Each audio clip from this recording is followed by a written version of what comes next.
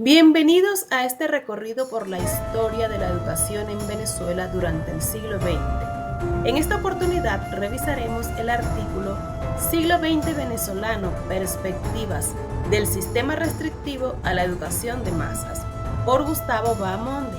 Exploraremos los 4 modelos educativos que se identificaron en la investigación, los factores que determinaron la concepción de la educación en el país y cómo el sistema educativo impactó la transformación de la sociedad venezolana. Yo soy Jerica Villasmil, comenzamos. La primera etapa a analizar desde 1899 a 1935 la hemos denominado restricción y positivismo. A finales del siglo XIX y principios del XX, el sistema educativo venezolano estaba marcado por un enfoque restrictivo, fuertemente influenciado por la filosofía positivista. La herencia del modelo instaurado por Antonio Guzmán Blanco seguía siendo evidente, con su énfasis en una educación de calidad destinada a las élites. Bajo los gobiernos de Cipriano Castro y Juan Vicente Gómez, se reforzó la centralización del sistema educativo, subordinándolo al control estatal. Esto limitó el acceso a la educación para la mayoría de la población, priorizando la disciplina sobre la expansión del sistema. En 1904, el ministro Eduardo Blanco intentó un cambio significativo al proponer un enfoque pragmático que vinculaba la educación con las necesidades económicas del país. Sin embargo, estas ideas enfrentaron una fuerte resistencia, especialmente en el ámbito universitario. El período alcanzó uno de sus puntos más críticos con la clausura de la Universidad Central de Venezuela en 1912, que redujo aún más las oportunidades educativas disponibles para la época. Esta clausura fue el resultado de un conflicto que surgió tras la expulsión de 2 estudiantes por parte del rector de la universidad. El asunto escaló hasta el Ministerio de Instrucción y llegó a involucrar al propio presidente Juan Vicente Gómez, quien ratificó la decisión de cerrar la institución. Después de este cierre, cuando la universidad reanudó sus actividades, se implementó una reforma que fue considerada novedosa para la época. Sin embargo, se destaca que este evento refleja las tensiones entre el gobierno y las instituciones educativas, así como la represión que enfrentó la educación superior en Venezuela durante ese periodo. La clausura de la Universidad Central es un ejemplo de cómo las políticas educativas estaban influenciadas por el contexto político y las decisiones del régimen en el poder. A pesar de las restricciones y los conflictos internos, esta etapa también vio el surgimiento de iniciativas importantes como la creación de la Escuela Normal de Hombres en 1913. Fue creada por iniciativa del ministro de Instrucción Felipe Guevara Rojas. Esta institución fue significativa porque representó un esfuerzo por mejorar la formación docente en Venezuela.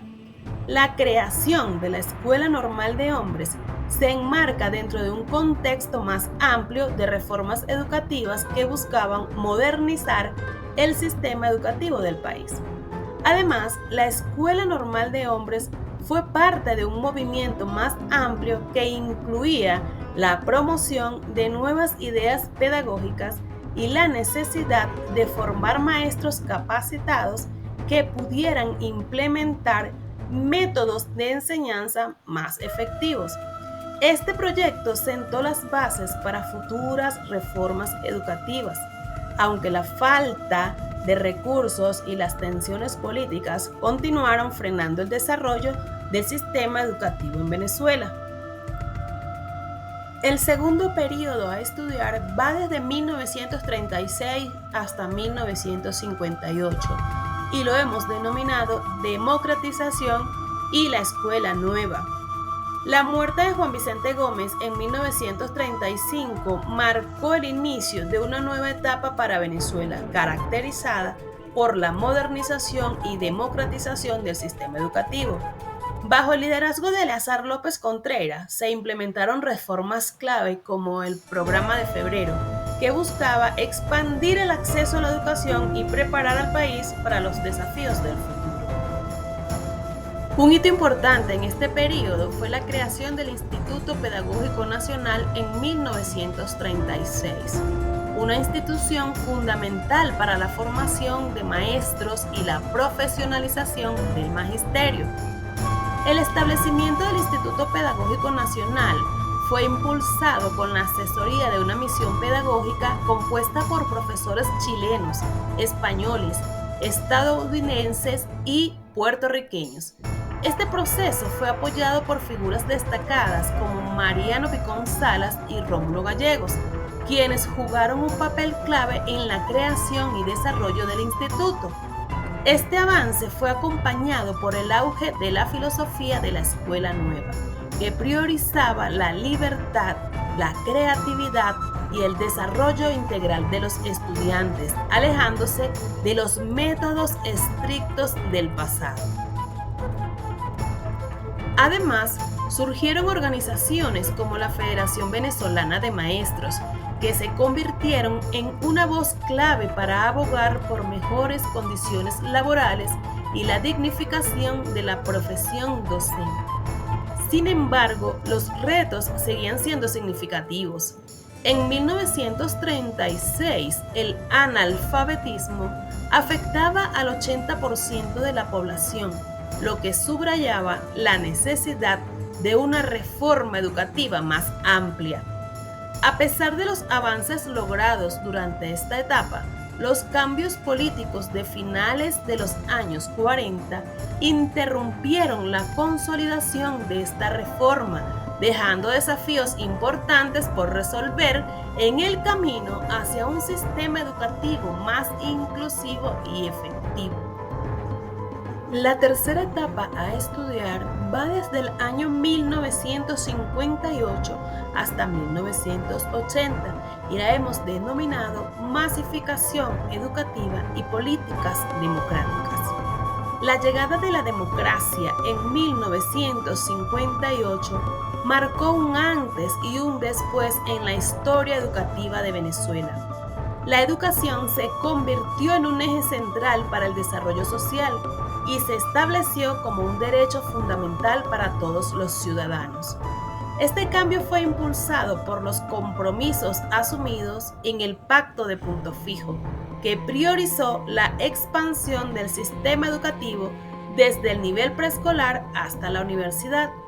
El Pacto de Punto Fijo es un acuerdo político fundamental en la historia de Venezuela, establecido, como ya lo indiqué, en el año 1958 y buscaba garantizar la estabilidad democrática y evitar el retorno a un régimen dictatorial. Fue firmado por los líderes de los principales partidos políticos de la época: Acción Democrática, Unión Republicana Democrática y el Comité de Organización Política Electoral Independiente, COPEI. Los firmantes incluyeron figuras prominentes como Rómulo Betancourt, Jovito Villalba y Rafael Caldera. Su objetivo principal era establecer un marco de gobernabilidad que asegurara la democracia y la paz social en el país. En el ámbito educativo, el pacto incluía compromisos específicos tales como el fomento de la educación desde el nivel preescolar hasta la universidad, la revisión total del sistema educativo para adaptarlo a las necesidades del desarrollo económico y cultural del país, la erradicación del analfabetismo, la intervención del Estado en la educación manteniendo el principio de libertad de enseñanza, la protección y dignificación del magisterio y la defensa de los valores históricos y artísticos. Durante esta etapa se implementaron políticas de alfabetización masiva como el Patronato Nacional de Alfabetización, que buscaba reducir las alarmantes tasas de analfabetismo en el país. Al mismo tiempo, el sistema universitario vivió una expansión significativa con la creación de instituciones emblemáticas como la Universidad Simón Bolívar y la Universidad de Oriente, que ofrecieron nuevas oportunidades educativas en diversas regiones del país. La Universidad de Oriente fue creada el 22 de noviembre de 1958. Su establecimiento formó parte de un esfuerzo por descentralizar la educación superior y hacerla más accesible a diferentes regiones del país, contribuyendo así al desarrollo educativo y social de Venezuela. La Universidad Simón Bolívar, por su parte, fue creada por decreto el 18 de julio de 1967. Se destacó por su enfoque en la formación técnica y científica, alineándose con las necesidades de industrialización y desarrollo económico del país. La creación de esta universidad también reflejó un compromiso con la modernización de la educación superior y la formación de profesionales capacitados. Ambas universidades fueron establecidas en un contexto donde el gobierno buscaba fortalecer la educación superior como parte de un proceso de democratización y desarrollo socioeconómico. Se buscaba formar cuadros técnicos y profesionales que pudieran atender las demandas de un país en proceso de industrialización. Otra iniciativa destacada fue el programa de becas Gran Mariscal de Ayacucho, que permitió a miles de jóvenes estudiar en el extranjero en áreas estratégicas, fortaleciendo el desarrollo profesional y contribuyendo al crecimiento de una clase media educada y profesionalizada. Surgió en el marco de la bonanza petrolera en Venezuela, específicamente para apoyar el financiamiento de estudios para jóvenes venezolanos de diversos niveles socioeconómicos. Esta fundación permitió que muchos venezolanos se formaran en distintas áreas y disciplinas a través de programas de becas en universidades reconocidas a nivel mundial. La construcción de nuevas escuelas y la ampliación de programas educativos beneficiaron especialmente a las clases medias emergentes, consolidando la educación como un motor de movilidad social. Sin embargo, a pesar de estos logros, el sistema enfrentó críticas por su excesiva dependencia de la renta petrolera, lo que generó desafíos de sostenibilidad en las décadas posteriores. Este periodo se caracterizó por avances históricos en la masificación de la educación, pero también dejó un legado de preguntas sobre cómo garantizar la calidad y la sostenibilidad de un sistema tan ambicioso. Entramos entonces en nuestro último periodo de estudiar, que va desde 1980 hasta 1999, y lo hemos denominado Consolidación y Retos Educativos. Hacia las últimas décadas del siglo XX, Venezuela se destacó por alcanzar altas tasas de escolaridad en comparación con otros países de la región, reflejando décadas de inversión y esfuerzos para masificar la educación. Este logro fue acompañado por una diversificación en las opciones educativas, con la creación de institutos tecnológicos y universidades experimentales que buscaban responder a las demandas de una sociedad en transformación. Sin embargo, estos avances también trajeron consigo nuevos desafíos. Aunque la política educativa contribuyó significativamente al ascenso social de muchas familias venezolanas, las desigualdades en el acceso y la calidad de la educación persistieron. Además, el subempleo profesional se convirtió en una preocupación creciente, ya que el mercado laboral no logró absorber adecuadamente a la creciente población educada. La concepción de la educación en Venezuela a inicios del siglo XX estuvo determinada por dos factores esenciales. Primero, el interés político y estratégico. Los regímenes que se instauraron en Venezuela durante este periodo utilizaron el sistema educativo como una herramienta para alcanzar propósitos políticos. Esto implicaba que la educación debía alinearse con los objetivos del Estado y contribuir a la estabilidad y desarrollo del país. Segundo, corrientes filosóficos en boga, es decir, las ideas y paradigmas educativos que estaban en discusión y aplicación a nivel mundial, también influyeron en la concepción educativa en Venezuela. En particular, se menciona el alejamiento de los postulados positivistas, que eran considerados rígidos y dogmáticos, y la adopción de enfoques más modernos y flexibles como los de la Escuela Nueva, que ponían énfasis en la libertad y la acción del niño. Estos factores se entrelazaron para dar forma a un sistema educativo que buscaba no solo la formación de individuos, sino también la construcción de una sociedad más democrática y participativa. El cierre del siglo dejó un legado mixto. Por un lado, el acceso a la educación se consolidó como un derecho ampliamente garantizado.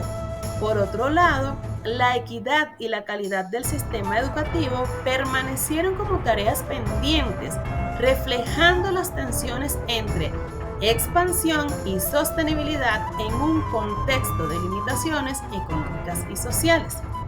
En conclusión, la educación en Venezuela durante el siglo XX fue un proceso complejo y multifacético, influenciado por diversos modelos y factores. A través de la evolución de su sistema educativo, Venezuela logró transformaciones significativas que impactaron no solo en la formación de sus individuos, sino también en su estructura social y económica. Gracias por acompañarnos en este recorrido por la historia educativa de Venezuela. Nos vemos en otra oportunidad.